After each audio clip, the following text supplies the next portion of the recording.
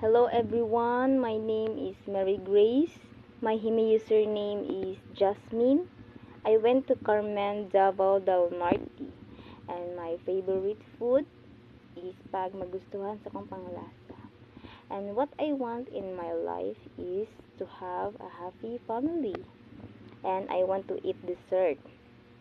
My hobby is singing and dancing.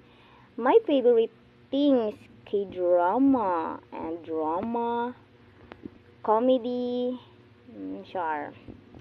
And I want to travel with my family into other countries, but I don't have money.